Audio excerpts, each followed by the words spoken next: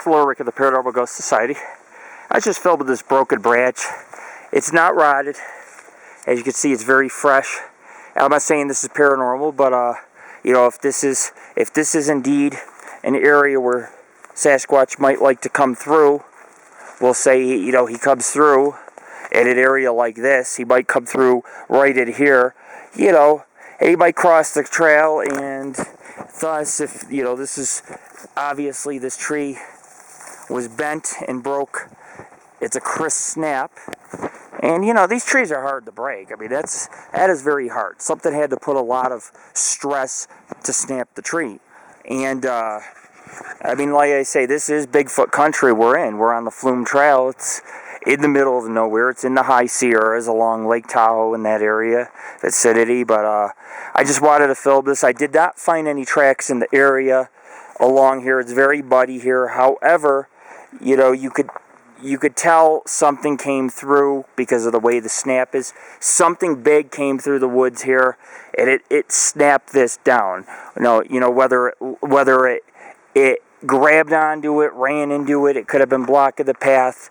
It's hard to say, but whatever it was may have crossed up into this area to the woods. We don't know about how Sasquatch commutes. We know he's on foot, but we don't know if he has direct animal paths or if he takes, you know, inconspicuous trails. You know, this bike trail is pretty hard, so tracks would not be left unless there was moisture like this. But like, for example, you have a very deep hole right here.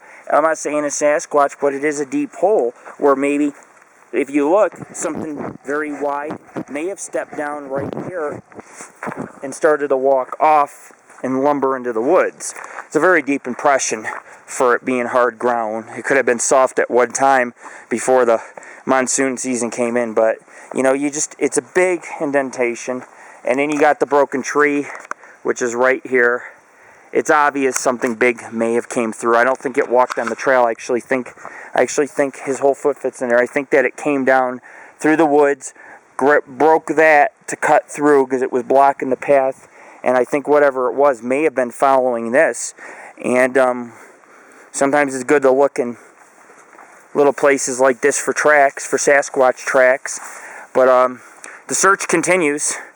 We're having a good time mountain biking, and in the process, you know, if I have a chance to get a little EVP at some of the old cabins and some foot tracks, I will, during breaks and things like that.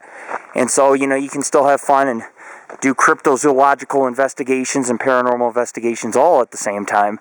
But this is Lord Rick of the Paranormal Ghost Society, and you could say Father Lord Rick, as my children are here with me today to share this family trip up on the Flume Trail. And it's been very pleasant. A lot of beautiful scenery and mountains. You can see the mountains through the woods peeking out. And we are in the wilderness. All right, Jared, let's rock. Let's go, buddy.